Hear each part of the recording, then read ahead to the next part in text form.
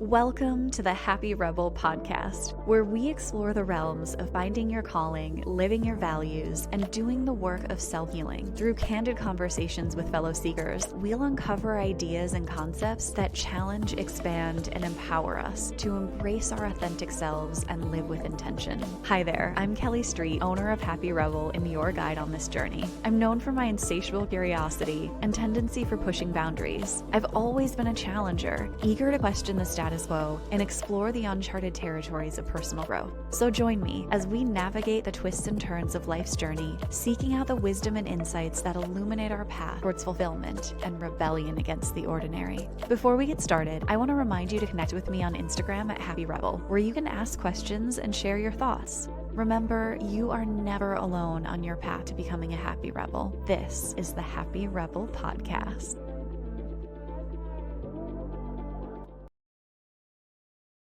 As we enter the space of the Happy Rebel Podcast, I invite you to gently focus your eyes, or if possible, allow your eyes to be fully closed.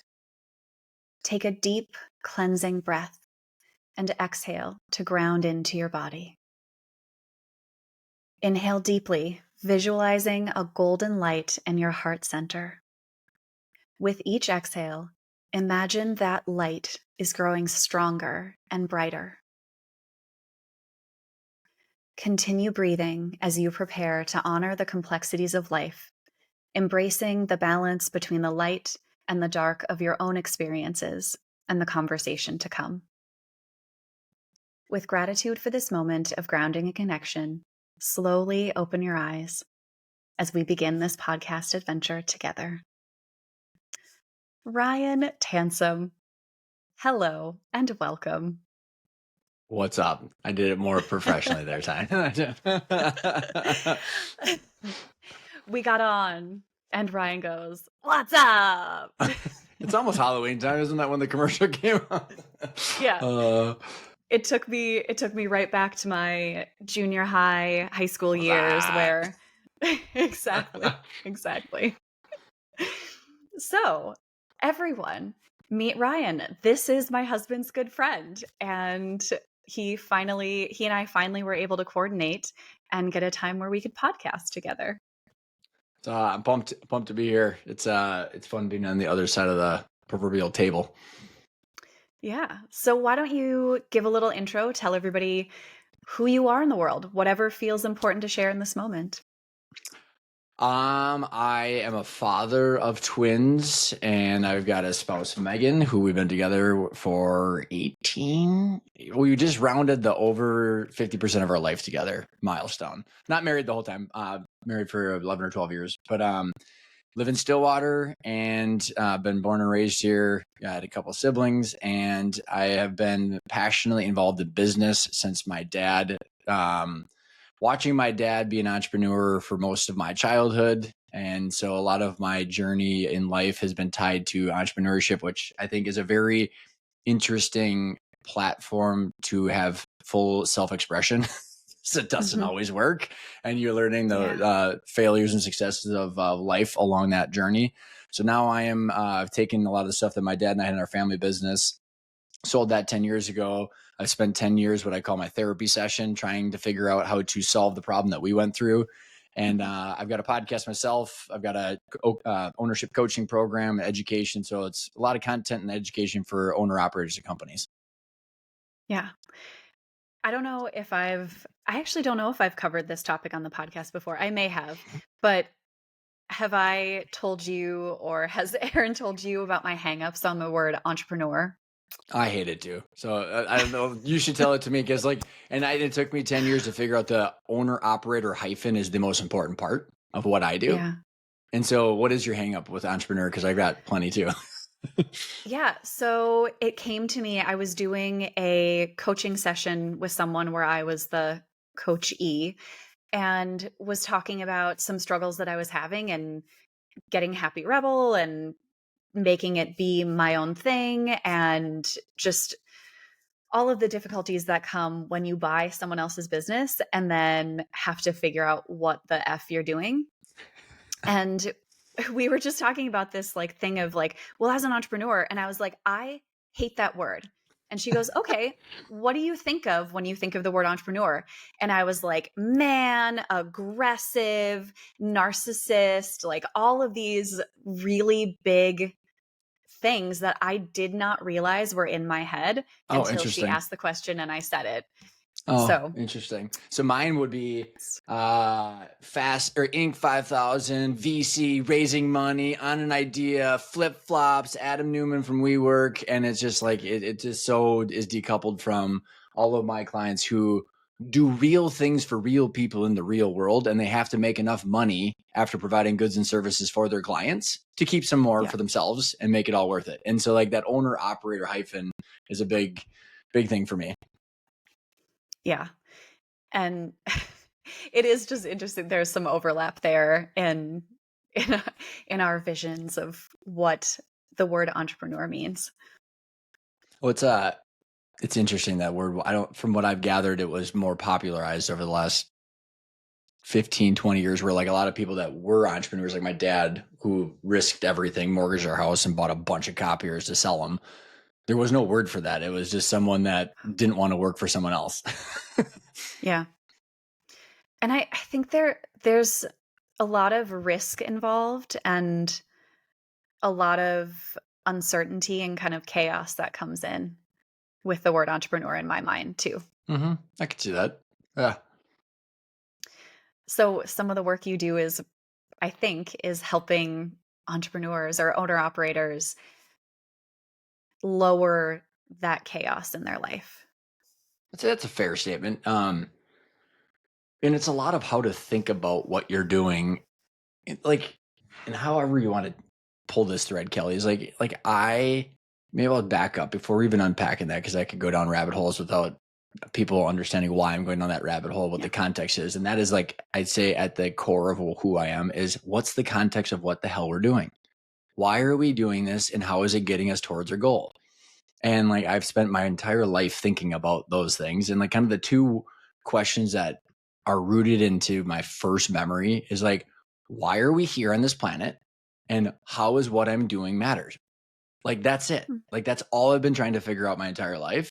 And like, wow, what an amazing amount of landscape to explore Yeah. those questions. But what's super fascinating about being a business owner, entrepreneur, whatever the hell you want to call it, you're exploring.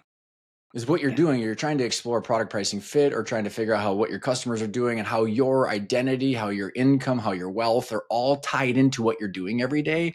And all I want for everybody is that they're like, there's this word or this question that everybody I come across over the last 10, 15 years, like, I don't know if what I'm doing is worth it. Well, there's a lot to Yeah. unpack there. Well, what are we unpacking? Well, it's your identity and what you're doing with your time.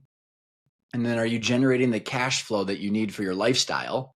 And then, are you generating wealth that will protect your time and generate more cash flow? So there's like these three parts of this triangle that I call the ownership mindset. With business ownership of what do you want with your time?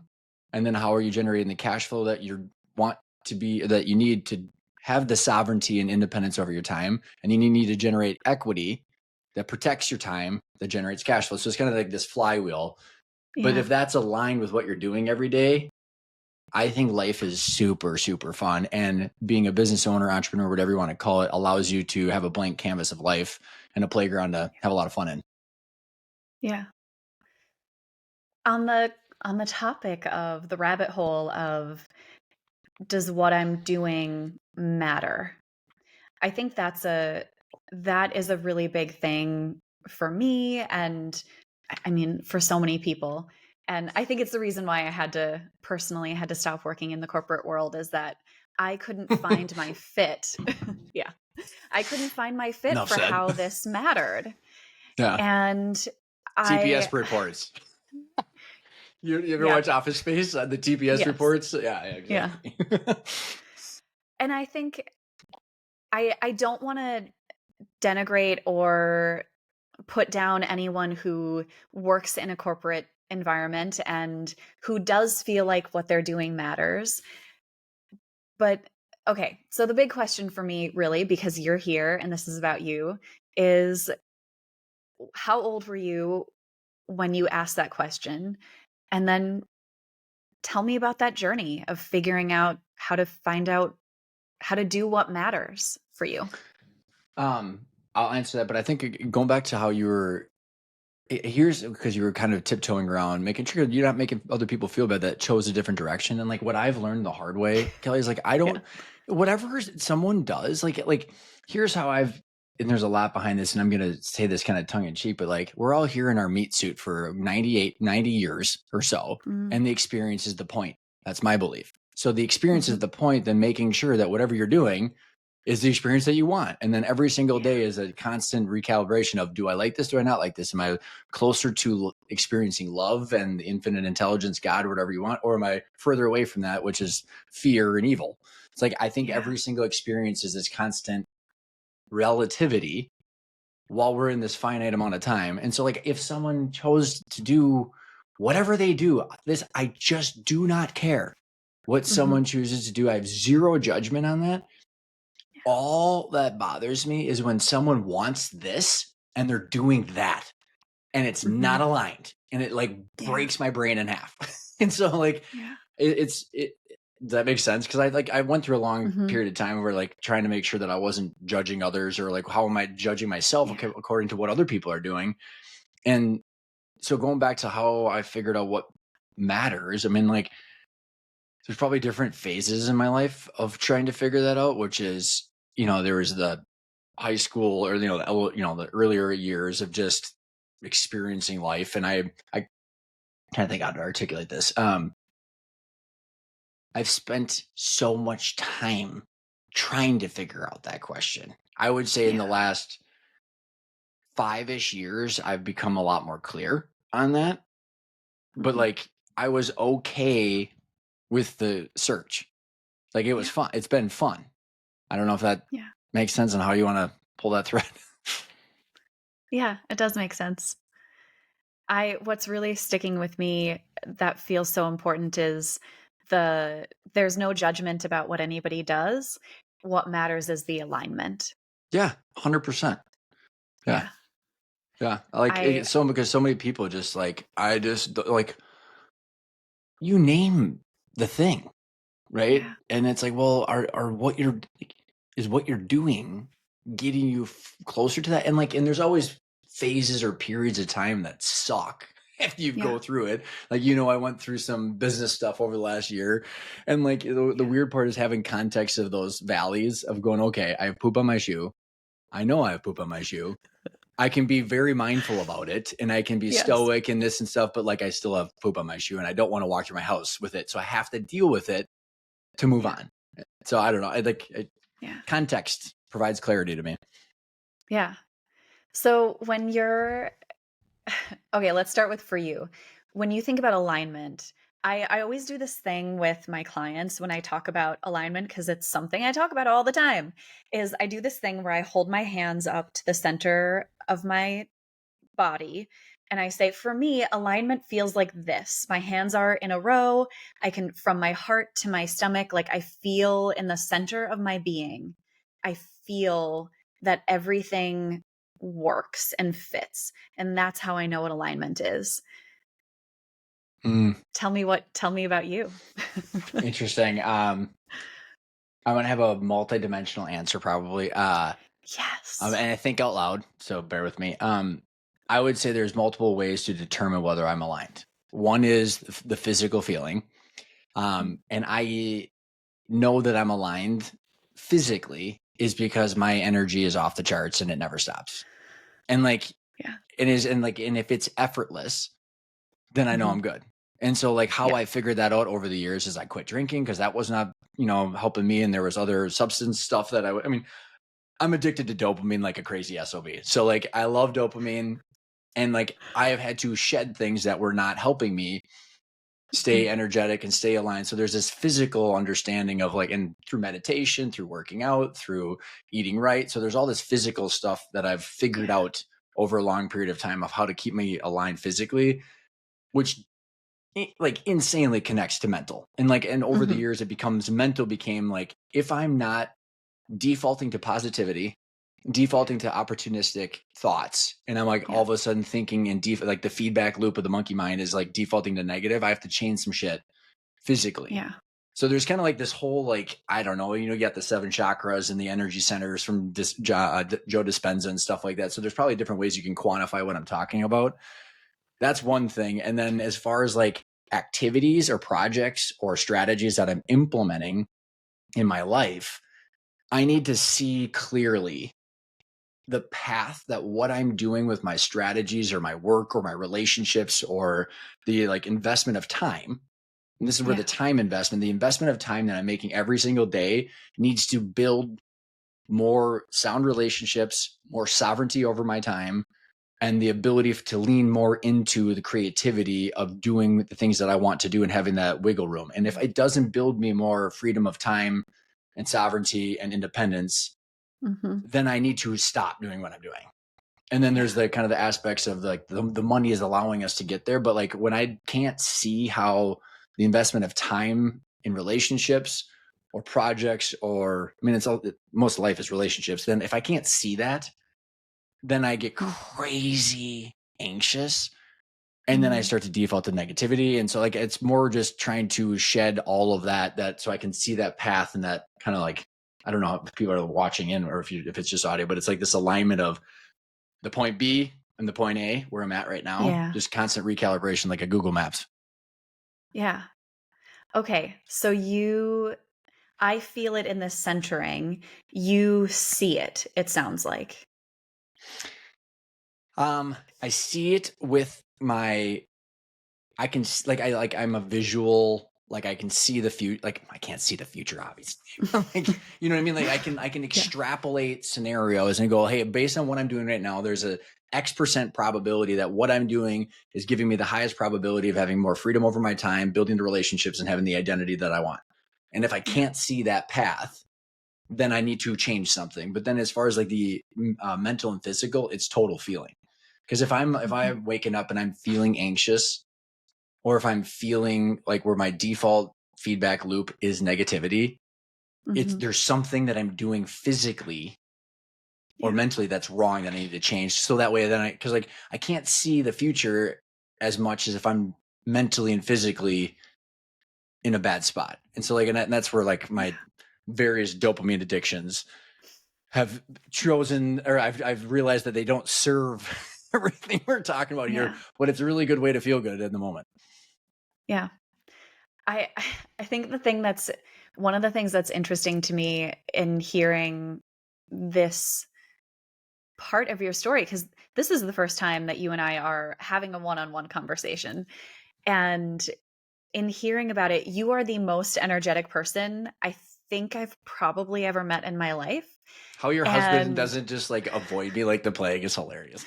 I know, because he is quiet, he is introverted, he is not particularly energetic, which is where I come in.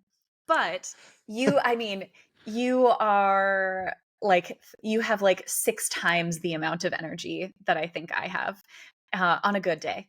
And yet I'm hearing that you also, even with all that energy, which sometimes comes across as like, or can, when it's out of balance, can be anxiety. But you have all this energy, but you're also doing all of this work to check in with yourself. Like you're also it's gross if I don't. Yeah. Like, I am like, said a different way, Kelly. I am absolutely terrified as shit of my shadow self. Like, and I don't know if your audience or how much you talk about, like, but in psychology, we talk about it. Yeah, like I'm very well aware of what the anxiety, dopamine, pleasure-seeking Ryan Tansom can be like. It ain't fun. I don't want to deal with it. And I've never like blacked out for 5 days and ended up in Vegas in some strip club or anything like that. Like, I mean, so I could just see the path to that at some point if I were to ever let any of those things take control over me. And so like, it's one of these things where like that energy is coming out every day. Let's funnel it like a bottle rocket in the right direction. If not, I don't want to be involved with myself. So like, might as well self-check in and recalibrate constantly. So that way everything's funneled the right direction. Where did those tools come in for you? Like, who taught them to you? Was it blah? Tell me. Yeah. Again, I'll be a spot checking the time, making sure that I don't go too on. We're good. Too much of a rant. all of this started with some sort of self-awareness of like, Mhm. I have some control over my thoughts and the shit that's going on with my body and my life. And like, and Yeah. this kind of goes back to like, I have always believed in sovereignty of like, I want to be able to do whatever I want. And like, Mhm. if I want to be able to do whatever I want, and I don't think anybody should be my boss. I mean, everything ties to this. Like, I remember driving by a bank when I was like 6. My dad was like, "That's who gives us money." I'm like, "What? Those random people in that building just christen you from God and give you money?" Yeah. No comprende. And so like, that's a whole like 5-hour conversation in itself. But like, there was this, so that this everything's rooted in I just want I believe we're here for the experience. So I believe that I Mhm. am here to have control over my choices. I don't know exactly where that came in. I mean, I was in confirmation. I was religious growing up, and my religion and my spiritual journey has evolved over time. But like, there's this, and I probably attribute a lot of that to my self awareness of like, okay, like I'm in control here, Yeah. and like, and that's let's assume that we kind of use that as a starting point, which is hard for a lot of people, right? I mean, like that whole Yeah. like, trying to get to that is one situation, but like I guess Mhm. my desire to have complete control over my time and what I do every day led me to that at a young Yeah. age. Like I just like, which is why I was mowing grass and doing all that stuff to buy the stuff that I wanted to buy and all that kind of stuff, Mhm. and not really enjoying authority telling me to do things without any explanation. So with that, it was like, okay, like everything that I do was either getting me closer or further away to sovereignty and enjoyment and independence. So like, whether it was like I was soccer captain, confirmation leader and all that stuff. My parents got a divorce and I partied like a rock star for like multiple years. Mhm. Guess Yeah. what? Couldn't go to the bathroom on time. Couldn't fall asleep. I had bad acne. I mean, I could go through the list of things that sucked, bad back problems. And that was after going to college. And I was like, wait a second, like none of this all sucks. And then I Yeah. like was it was in between freshman and the kind of the one of the big epiphanies. There's a couple of big milestones of like, in EO you do kind of your lifeline or whatever. In between freshman and sophomore year of college, I did a internship selling for the family business, selling copiers, and like all my buddies are like digging pools and stuff like that. You can go get drunk at night and stuff, and then show up and be fine. Well, Yeah. like if you're gonna be told no and you're an idiot by like 400 people the next day because you're cold calling, like Yeah. that's not fun when you're slightly not feeling good. So Yeah. I just started working out, and so I started running and started lifting, and so it's been since I was 19 now, 18. I've had the same morning routine because guess what happened? I could go to sleep on time. My ADD got in check. I had more Mhm. energy. I was able to go to the bathroom regularly every day, and my acne went away. And I was like, look at this. And then like the moment that happened, it was like, and then I went back to college, and guess what I did? Yeah. Tried to party and did all that stuff. I'm like, holy shit! Like it's A/B testing at its basis, at its basic, and I'm like, this is Yeah. only my fault if I don't Mhm. get my shit together. And so then it was just like that, and then like accelerate 15, 20 years. And it's just, I accidentally got into like the James Clear habit stacking. I didn't Mm. know I was doing that, but it was like, well, if I do this every day, I feel Okay, better. explain what that is a little bit for just in case anybody isn't aware of what Okay. habit So stacking is. how about I tell, like, and this is the opposite, and please, everybody listening in, this is the opposite of virtual signaling. I hate it so much. It makes me want to throw up. I hate social media for these reasons. It's like, I'm going to explain my morning routine and like what I do every day, Kelly, to get centered to your point. Yeah. And all of this stuff is like so gross online because everybody likes to do this stuff and they talk about how like, and then you're just like, okay, well, you do all these things and like, so I'll finish my thought. So I like to, I wake up and I meditate, and I didn't introduce that until about 3.5 years ago. Okay. I don't drink or smoke anymore, which was a big thing. So, and then I finally quit nicotine. And like again, I'm like, I'm so boring. I'm like, I'm addicted to my good sleep now, which is why Aaron and I share our Aura Ring data together. It's just like, so I wake up, meditate, I journal while I drink my smoothie and my coffee. Then I lift weights for an hour, and then I run a 4-mile run, and then I go to work. I tried to do the cold plunges. The one I got, I was a cheap ass, and the one I think I told Aaron to get, Yeah. and it's a pain in the butt to use. So it's too much friction. I want as little friction as possible, but my morning routine, it's like calibrating that rocket of energy. Yeah. And so Yeah. all of that stuff, I just stacked on top of each other. Where like, I don't know if people can see, but there's behind here, there's 5,380 days of working out. I track my goal. Like, Wow. so I'm just doing that. And then like the days that things don't work, I go, well, what did I do? Well, it was my fault. So like, and so the habit stacking is like, it was easy to start meditating when I determined that that was something I wanted to try, because I was already doing something on a regular basis. So you stack something on top of it Mm-hmm. and it becomes way easier. I mean, so like there's these certain habits that I've incorporated over the years, but it was like an 18-year journey to get to doing what I'm doing today. I didn't just wake up and say, I'm going to do all this stuff. And because everybody on Facebook thinks it's cool, it's like, I do all of this so I'm not a crazy person. Yes. Because all this energy you're hearing will go out in a way, and I need it to be somewhat aligned with what I'm doing and happy. Yeah. Yeah. And I think, okay, where you were going, first of all, I love that. I love that routine. Thank you for explaining habit stacking, because I have not read James Clear, but I have heard of it. Anyway, I think where you were going with the mentioning virtue signaling and talking about the routine is that there are a lot of people who are like, oh, isn't that good for you that you have this whole thing that you do? Ice plunge and sauna and, week meditation with a silent retreat. And it's like, well, I got kids and a job and like, I got so much shit to do. Yeah. Yeah. There are a couple of, there's one in particular, a Minnesota-based influencer who drives me insane with her routines that she talks about doing, and like 2 or 3 hours and this and that. And I'm like, yep, that is truly virtuous signaling. You have to have a nanny, an assistant, a stay-at-home parent to do all of these things that you're doing that you can just leisurely move into your day for 3 hours of self-care. I hate but also when you talk about shadow stuff, I hate the feeling of resentment so much, because it's gross. It's like, it just leads me to the worst part of my shadow self. So it's like, if I can avoid that, it's like, how do I avoid that? Well, I have to deal with all the shit that I need to deal with.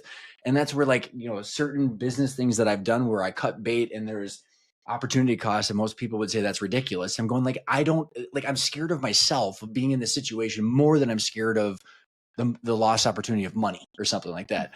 But back to the resentment. So the final comment on this is when I found out that, so I love Andrew Huberman and Tim Ferriss and Lex Fridman. Well, they do a lot of like, because they're in the thought leadership, right? Do the ice plunges and the meditation. Tim Ferriss, Andrew Huberman, and Lex Fridman, neither of them have a wife or kids. And I was like, oh, I could spend 5 hours in the gym and doing my routine too. Like, I love it, but like, I can't reconcile with what they're doing with my obligations for kids and, work and family and stuff. Yeah, exactly. It's just, it's unrealistic. And I would love 5 hours a day to just hang out with Ryan. Wouldn't that be cool? Yeah. But yet I think I have also made excuses for not doing the things. And so I like that you brought up the method of habit stacking, where it's like, okay, what's one thing you're already doing? Okay, add something else for 5 minutes or 10 minutes or 15 minutes. Just add one more thing. See how that feels. And then add something else. And then see how you, like, and back to your point, see how you feel. Yeah. Like, I mean, I can, like, because I've done the same stuff so often and so long, like, I literally know if I, like, did something weird, whether it's food or exercise or, like, something, I'm like, I don't feel good anymore. Yeah. And so that's then going into areas that I need to recalibrate. Yeah, exactly. So tell me more about this shadow side that I heard you say, like, I'm so afraid of this. And to me, when I hear that, I'm like, all right, are you Is it afraid of, or are you running away from the shadow Mhm, side, the shadow self, those things? Or are you saying, I know this about myself mhm. and I'm choosing not to go there? The latter. Like, let's just I'll explain it. So like I love booze. Like I Mm. love the feeling of alcohol. Like, but guess what? Yeah. I was never in AA or anything like that. I went through this whole process where I was having, 2 to 3 drinks a night for like 15 years. And so many people do that. And I'm like, Mhm. but like I love it. I love the feeling of it. And I listened to Andrew Huberman's podcast on booze, and he said that of a pie chart of 100% of people that drink booze, 15% of them booze, alcohol, whatever Mhm. form of it. 15% of people, their neurons light up like it's opioids. Like Yeah. more energetic, more fuel, more Mhm. creativity. And that is me. Like I drink one, I'm like, I'm superhuman. So like, and like both of my grandparents were raging alcoholics. And like, just to be clear, like I never had like the craziest part about breaking this habit was everyone looked at me as I started like Mhm. telling people, being like, I think I might have a problem. Like, I think I want to kind of deal with this. And people are like, oh, you're good, man. You wake up at 4:45 and you exercise and look at you. And I'm like, no, no, no, no. And like, so I was kind of dropping like seeds Yeah. of like help out. And like everybody kept encouraging me. And I'm sitting there going like, but I love it. And then like what happened was on the weekends, it would go into like more than three, while we're Mhm. just hanging out, and no one ever knew. That's the Yeah. wildest part. Like no one ever knew I had an issue. And I was just, Yeah. but like, I love the feeling. So then what did I do when I Yeah. quit? Okay, how many gummies can I have? Like how many Zyn packets can I have? And then Mm. it's like, you know what I mean? Like I I read this book, Dopamine Nation, and Yeah. I realized that I'm just addicted to dopamine. And so, like, I mean, on a scientific or biological level, I just need to manage my dopamine system. So, like, Mhm. I have such a desire for that great feeling of like, just do it to me, put an IV in, and just make me feel like God. But it's like I can get that same feeling by meditating and running and exercising, all that stuff. But it's active versus the passive like substance. And so, like, what happens if I do that stuff? Tired. I'm anxious. Can't go to the bathroom on time. I'm not a good spouse. I'm generally defaulting to negative thoughts, which means therefore I'm Mhm. thinking about the future in negative ways. And then I'm exhausted with myself. So it's Yeah. like if I'm stuck between my 6 inches between my ears, I want to not be a crazy person to myself. So it's Mhm. like I'm either exhausted with myself or I'm excited to be inside my own head. And it's Yeah. my it's my choice. And so like all of those things are just like I just don't want to deal with myself if I'm in the back my shadow self to your point. And the Yeah. shadow self is like if I let that run, it's going to then be more the passive dopamine hits that then Mhm. the only way I can get out of that negativity rut is more of that passive done to me versus if I do things myself. Yeah. Then I mean like again, like this, like I said, this energy is going to come out some way, and I might as well Mhm. just enjoy it, and I have to beat it into submission. Yeah. Exactly. Uh, my growing up, my mom always said, I mean, she had so many sayings, but one of her things was like, everybody has an addiction. I would, Everybody. It yeah, just, yeah. You have dopamine. Every brain has dopamine. Like you will, like yeah. that's the pleasure pain receptor in our brain, and that's Yeah. what allows us to march towards things, to do things, Mhm. and to like and I think one of the coolest parts, Kelly, is like I think what I've figured out how to tap into for myself is I like anticipation releases dopamine. But if your dopamine Yeah. equilibrium is out of whack, that anticipation, it's kind of like if you eat a bunch of junk food and eat an apple, it tastes like crap. But if you eat really Mhm. good food and then you eat an apple and you can feel all and taste all the sensations of that, if your dopamine equalizer is in balance because it's not all effed Mhm. up from all these crappy things, the ability to get addicted to the plans that you're making for the future and then to do hard shit every single day, you Yeah. can get addicted to the hard stuff of being a business owner or doing the things that you're doing in your life because you can taste that natural dopamine. Yeah. Those are all Ryan's words. There's no proven methodology behind that.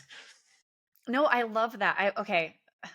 This is, I I don't even really have words right now because I feel like I'm just sitting with that idea of having a plan and using that plan as your pathway to focus and to have drive. Uh, I don't know. I'm not even, you said it in such a great way that I'm like, Well, I wow, mean, I'm sitting here I'll throw wrapping my it. head around it. Well, I'll throw the challenge on this. My challenge that I have is that so I extrapolate what I'm doing every day. So I'm trying to build Mhm. my time and make sure that I'm aligned with my long-term plans because then I can get the addicted dopamine out of that shit instead of all the other bad stuff. But then like Yeah. what happens when life doesn't go as planned, which is like all the time? And Yes. then it's like, okay, well, I have poop on my shoe. I know I have poop on my shoe. I got to clean it. And that's part of the process. And I say that because like how many people are like, well, you're going through this and you just got to have context. I'm like, I know that. But like, I Mhm. still have to deal with the crap that's stuck to my foot before I walk inside.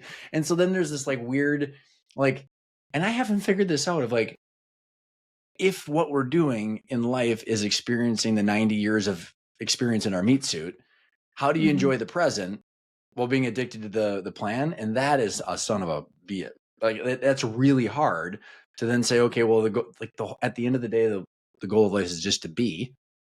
Yeah. And my wife says that. She's like, well, can't you just be? And I'm like, now everybody listening can know why it's not easy for me. No, I can't just be. If I could Yeah. do that like you, Megan, I would be a completely different human being. But like knowing that is actually what I need to do is Mhm. then it's all back to like all the other stuff that I do every morning is like trying to make sure that like all of that Yeah. calibrates me into the future or into the present while you track of what I'm saying, where it's like this weird Yeah. balance Yeah. of the future versus the present, that being addicted to the whole plan while also being present. I don't know. That's Yeah. a journey in itself. That makes sense. Okay. Ryan, thank you for coming on with me and talking about habit building is such a big important part and telling me a little bit more about your story. It's been fun. I don't get to share all these different nuances of of my Yeah. energy. Usually when people go, wow, you have a lot of energy, I didn't have to listen to your podcast at 2 times. And like the why has never been really unpacked. Yeah. It's just who you are. So if people want to listen to your podcast or work with you on their own entrepreneurial owner operator journey, where would they find you? RyanTansom.com. All the podcasts and All everything's right. there. Super easy. Perfect. And I'll have all the links and all that good jazz. Thanks, Kelly. Thank It's you been so fun. much. Thank you for being part of the Happy Rebel podcast community. Stay connected with us on Instagram at Happy Rebel. If you've enjoyed our episodes, please consider rating, liking, and reviewing the podcast. It truly does help us grow. Until next time, this is Kelly Street. Remember, embrace the dark and the light.